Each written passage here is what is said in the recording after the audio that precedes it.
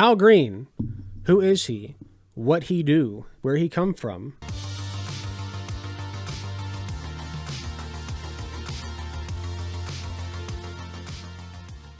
I know the answers to one of these things. He did this. He did this. He's in the news for this. Optimism saw its single largest one-month gain ever recorded, a 41-point jump.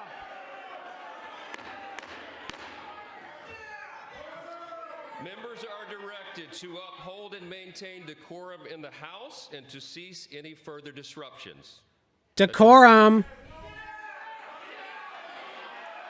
Decorum. Sweaty decorum. Shut the fuck up. And the chair is prepared to direct the Sergeant at Arms to restore order to the joint session.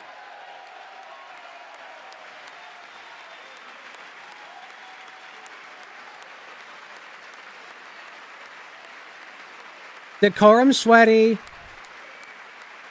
You're being mean. You're being mean and loud. Mr. Green, take your seat. Take your seat, sir. Take your seat. He's talking about Medicaid, if you can't hear. Finding that members continue to engage in willful and concerted disruption of proper decorum, the chair now directs the Sergeant at Arms to restore order. Remove this gentleman from the chamber. My king. My king. Roll out the red carpet for him. About fucking time one of you did something. How about the rest of you stand up, huh? Go on. Cowards.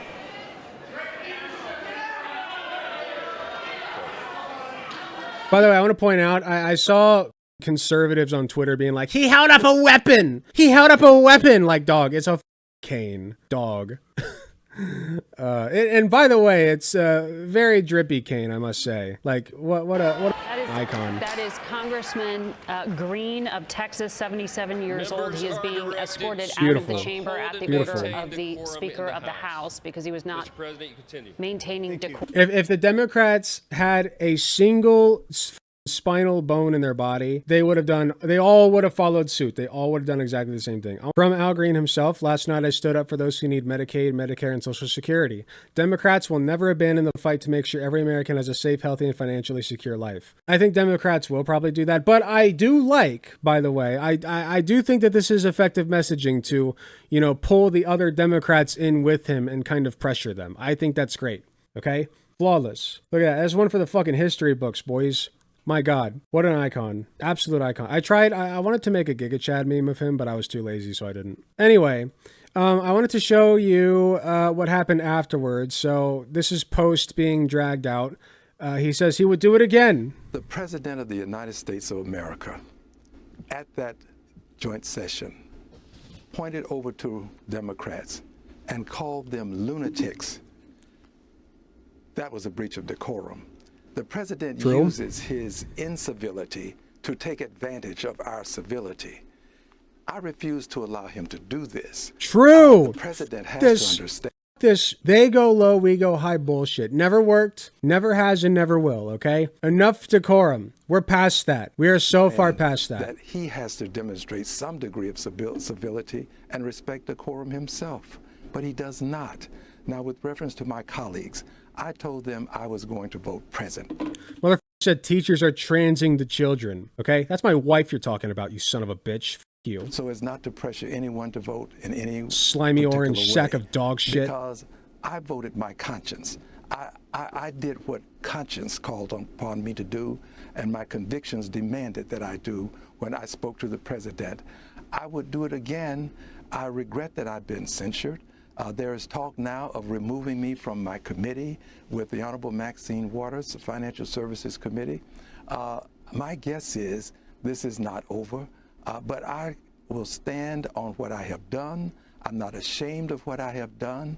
And when you mentioned John Lewis at the genesis of this interview, it caused tears to well in my eyes. I knew him.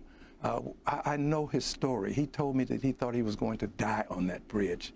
And he told me about peaceful protest. And the one thing that stands out in my mind is when you do it, be prepared to suffer the consequences.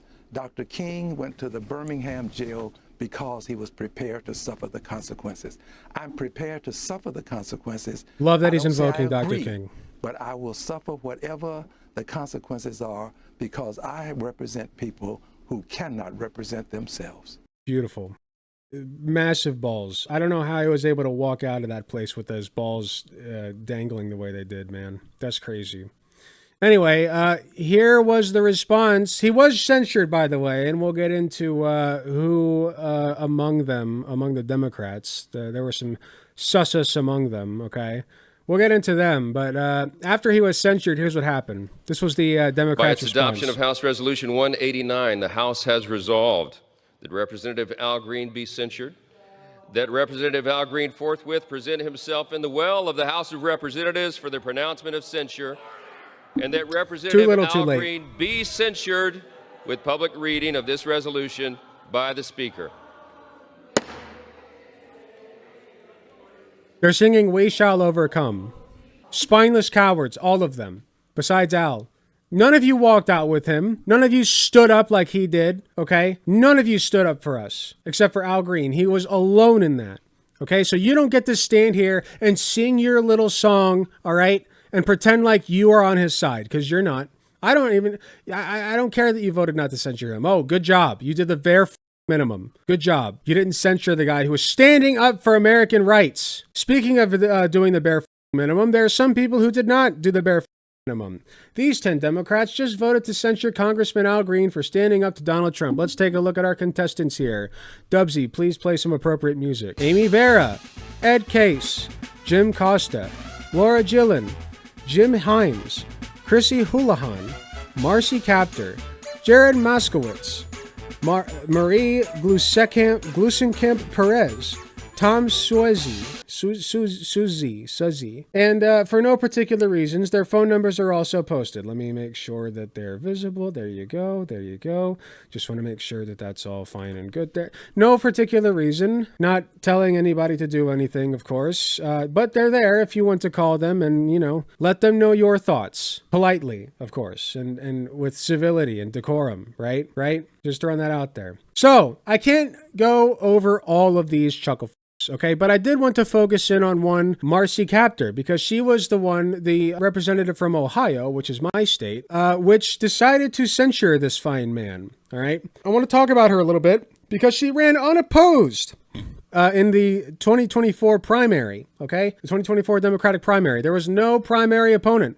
She was the only one in District 9. Marcia Carolyn Kaptur, born June 17, 1946, is an American politician serving as the U.S. representative from Ohio's 9th Congressional District, currently in her 22nd term. She has been a member of Congress since 1983. That is longer than most of my audience has been alive. Jesus fucking Christ. What is happening? Can we please remove this fossil from the ground? Get it out of here. She belongs in a museum, not in our Congress. Let's see what she's done during her tenure in Congress, shall we? The main thing I want to focus on here, let's look at her immigration reform real quick. Kaptur was one of 38 Democrats to vote against the DREAM Act. Now, for those who don't know what the DREAM Act is, it was an act that passed the House but failed the Senate in 2010, and it was a pro-immigration act that would have allowed underage immigrants who are here undocumented to have a pathway toward documentation and to have basically given temporary legal status until they are adults. It was a pathway toward citizenship that would keep them from getting deported. But apparently in 2010,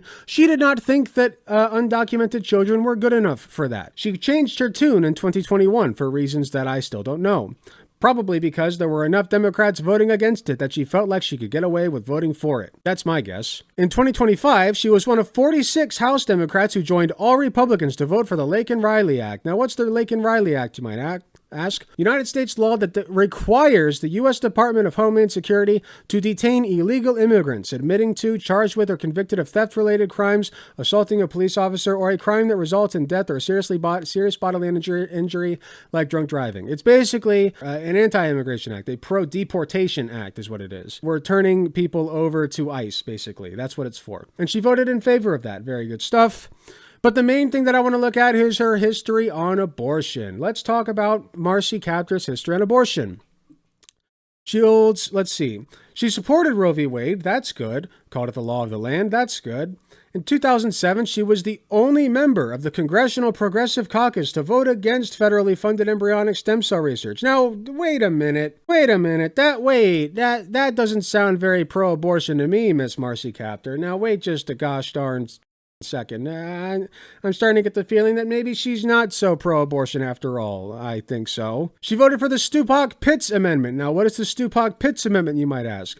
Proposed amendment to the Affordable Health Care for America Act of 2010, submitted by Representatives Bart Stupak and Joseph R. Pitts, and its stated purpose was to prohibit the use of federal funds to pay for any abortion or to cover any part of the costs of any health plan that includes coverage of abortion, except in cases of rape, incest, or danger to the life of the mother. Another anti-abortion vote. Interesting. Kaptur voted against allowing... Oh, sorry, I skipped one. She was only one of 16 Democrats to vote for the No Taxpayer Funding for Abortion Act. She voted against privately funded abortions at overseas military hospitals twice in 1995, as well as in 1997, 1998, and 1999. But don't worry, in 2005, she voted to lift the ban on abortions. Don't worry.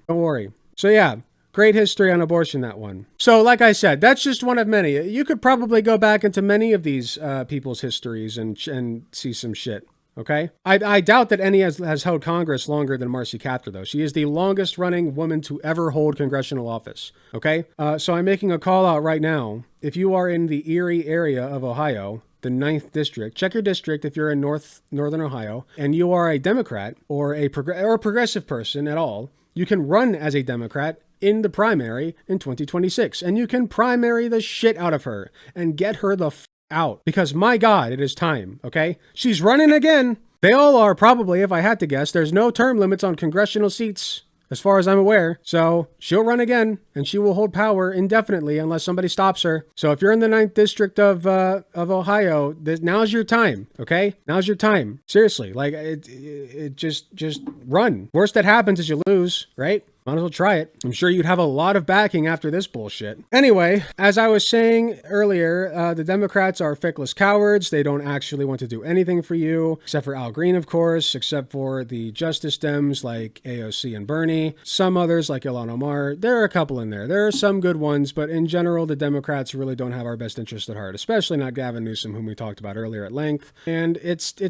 time. Like I've been arguing a lot on Twitter with liberals who are like, well, you shouldn't be. Why are you more concerned about what the Democrats are doing than what Trump is doing? Trump. It's like, dude, the Democratic caucus is the best tool we have to fight Donald Trump. They are the opposition party, or at least they're supposed to be, right? Oh yeah, there was one other thing that I wanted to pull up on that note, by the way. Hold on. We're not done yet. I want to play for you the Symphony of the Liberal in 2025. Civility is what MAGA took from us. So I just want to wish... Back when Republicans respected their political opponents. A year from now, we will not be celebrating it in front of 40 million people. What happened to the respect? Congratulations to you, Mr. President. Oh, Mitt Romney, what a jewel. This was the most romantic place you could imagine. What a treasure. Here with me. So congratulations. They said the nice words, remember? I remember. I have to tell you, I remember. He is a decent person. Remember John McCain? I remember. You do not have to be scared as President of the United States. Now, I can't trust Obama. Remember John McCain when he was nice? I remember. He's an Arab. He is not. No, man.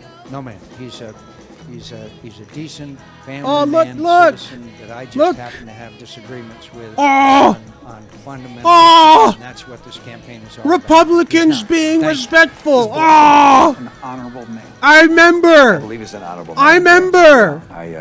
A good family man. And family man.